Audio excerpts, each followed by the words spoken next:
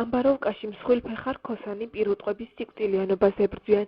რამდენიმე კვირის განმავლობაში აღნიშნულ სოფელში 40-მდე ძროხა დაიღუპა, რომლის დახოცვის მიზეზად გამოკვლევებმა ციმბირის წყლული აჩვენა. მოსახლეობა პირუტყვის დაღუპვის ფაქტებმა პანიკაში ჩააგდო. ამჟამად სოფელ ამბაროვკაში რამდენიმე მსხვილფეხა პირუტყვია გადარჩენილი. ძროხები ნახიში გვყავდა გაშვებული საღამოს რომ მოვიდნენ არაფერი სჭირდათ, რომ გათენდა ჩვეულებრივად ვაჭამე და უცებ წაიქცნენ. მოკვდნენ ვეღარ სუნთქავდნენ. 1 საათის განმავლობაში 2 ძროხა მოკვდა. მეორე დღესაც იგივე განმეორდა და კიდევ 2 ძროხა დაიღუპა. შეგვეშინდა ვირუსის და მკვდარი ძროხები მიწაში დავმარხეთ. ჯანდაცვის ცენტრიდან მოვიდნენ, შეამოწმეს ყველაფერი და დიაგნოზის გაგებას ველოდებით. სულ 4 ძროხა დამრჩა და მეშინია, მათაც არ ჰქონდეთ იგივე ვირუსი. Her şey var, böyle şeyler var. ძალიან გავრცელდა ეს დაავადება არის ოჯახების 1400-ზე მეტი ძროხა დაიღუპა. ძალიან ძნელია ხალხისთვის, რადგან შემოსავლის ერთ-ერთი წყარო ძროხებია. დღე არ გავა რომ ძროხა არ დაიღუპოს, შესაბამისი ზომები არ არის მიღებული, ზემდგომი ორგანოებიდან გამოსავალი უნდა მოიძებნოს, რადგან ადამიანებსაც საფრთხე ემუქრებათ. პირველი შემთხვევა დაფიქსირდა 16 ივნისს. მოსახლეობა მოვიდა და მაცნობა რომ ძროხები ავად იყვნენ. ნახვისთანავე მივხვდი რომ დიაგნოზი ციმბირის წყლული იყო. შემდეგ დღეებშიც განმეორდა იგივე. ამის შესახებ მთავარ ვეტერინარს ვაცნობე. ანალიზები ავიღეთ და მართლაც ციმბირის წყლული აღმოჩნდა. მეზობელ სოფლებში არ დაფიქსირებულა ეს შემთხვევა. ვფიქრობ რომ ამ სოფელში ჩამოსული მდინარიდან შეეყარა დაავადება. მეორე დღესვე დავიწყეთ ვაქცინის გაკეთება. თვითონ მოსახლეობამ შეიძინა თავისი სახსრებით. მესამე დღიდან კი შემცირდა სიკვდილიანობა. აღნიშნულ ფაქტთან დაკავშირებით ადგილზე ჯანდაცვის ცენტრის წარმომადგენლები მივიდნენ. როგორც სატელეფონო საუბარში აცხადებენ, ამჟამად უსაფრთხოების ყველა ზომა მიღებულია და პანიკის საფუძველი არ არსებობს, ხოლო გადარჩენილი პირუტყვები უკვე ვაქცინირებულნი არიან. მოსახლეობის ჯანმრთელობას ამჟამად საფრთხე არ ემუქრება. მას აბსოლუტურად ყველა ცხოველი არის უკვე ვაქცინირებული. სახლეობა მასა თვითონ. საშიშროება კონკრეტულად საქართველოში აღარ არის. იმიტომ რომ უკვე სუადობის ციკლის 100% არის ვაქცინირებული.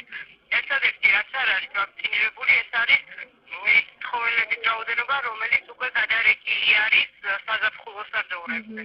რომელიც გამოდის ბაზარზე, გამოდის სასაკვაო ზედაპირული. ბაზარს კიდევ ყავს თავისი ვეტერინარი ექიმი, რომელიც აკეთებს უკვე მეორედ ექსპერტიზას. მოსახლეობის დაავადების კიდევ ერთი საფრთხე ბაზარზე გასაყიდად გატანილ ხორცს უკავშირდება. ჩვენ დავინტერესდით, ხდება თუ არა ადგილობრივ ჯიხურებში გასაყიდად გამოტანილი ხორცის შემოწმება. ჯიხურში მომუშავეების განცხადებით ხორცს გამოტანისთანავე რამდენიმე სახის შემოწმება უტარდება. ადგილზევე მისი დამადასტურებელი ფაქტებიც ვნახეთ. დილიდანვე ხორცი მიგვაქვს სასაკლაოზე, იქ უმოწმდება ჯერ ტემპერატურა, იქ მყოფი ექიმები ყველა სახის შემოწმებას ატარებენ. თუ დაავადებულია ხორცი იქ ვერჩება, ხოლო თუ კარგია მოგვაქვს და ვყიდით. კარგ ხორცს ბეჭდებს არ ტყამენ, მყიდველი ამით რწმუნდება ხორცის უსაფრთხოებაში. ჯანდაცვის ცენტრი პრობლემის მოგვარების კუთხით აქტიურად აგრძელებს მუშაობას.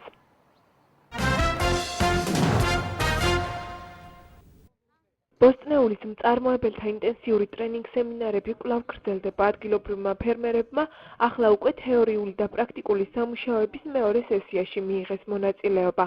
შეგახსენეთ, რომ ტრენინგის პირველი სესია მიმდინარე წლის აპრილში ჩატარდა, ხოლო აღნიშნული მეორე სესია დაავადებებთან ბრძოლასა და კულტურათა ინტეგრირებულ დაცვას მოიცავს. ტრენინგ სემინარების მეშვეობით ფერმერები შეისწავლიან მცირე დანახარჯებით, როგორ მიიღონ მოსავლის მეტი რაოდენობა და გაზარდონ მისი ხარისხიანობა.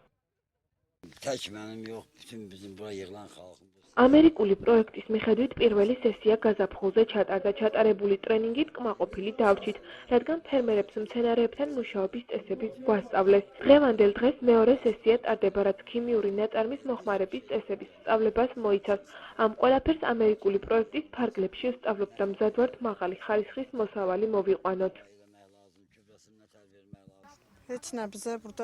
აქ გვასწავლიან ნივრის ხახვის დათესვის წესებს.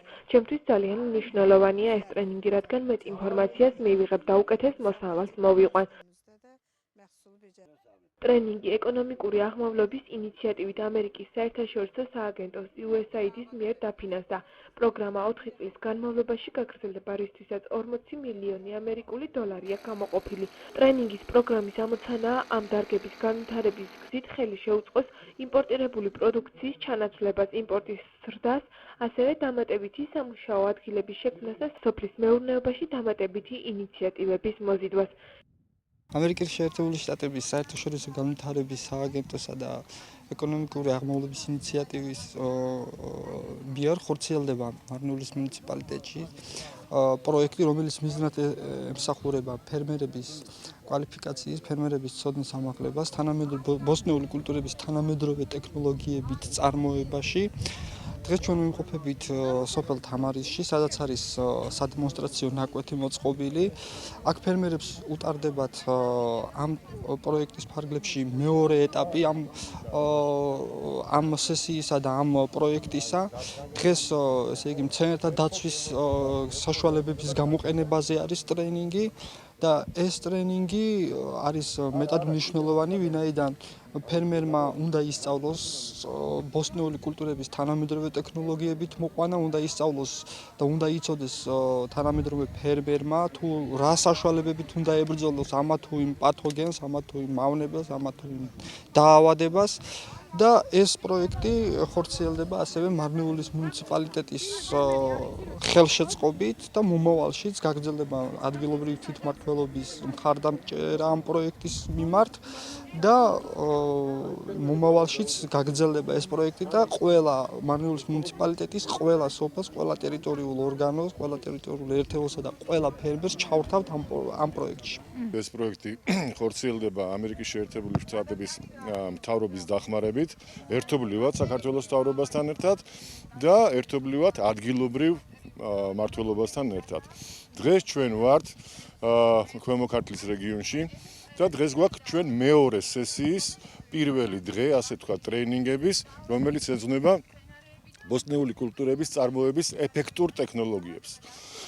ანუ ეს ის ტექნოლოგიებია, რომელიც საშუალებას მიცემს ჩვენს ფერმერებს ძალიან დიდი დანახარჯების გარეშე მიიღონ გაცილებით მეტი მოსავალი. დღევანდელი სესიის თემა არის მცენარეთა დაცვა. ანუ თუ რა სახის დაავადებები არსებობს ბოსტნეული კულტურებში, თუ რა სახის მავნებლები და მწერები არსებობენ, თუ რა სახის სარეველები არის გავრცელებული და ყოველ მათგანთან ერთად თუ რანაირად უნდა ვებრძოლოთ, როგორ უნდა ვებრძოლოთ მათ ეფექტურად, რომ მივიღოთ გაცილებით დიდი მოსავალი.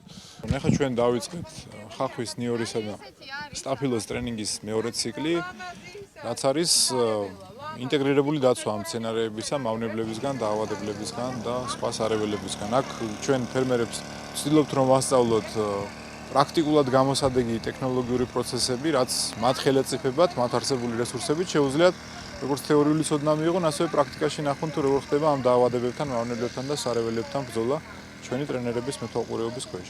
ქვემო ქართლში ტრენინგს 1 წლის განმავლობაში 1600-მდე ბოსტნეულის მწარმოებელი ფერმერი გაივლის.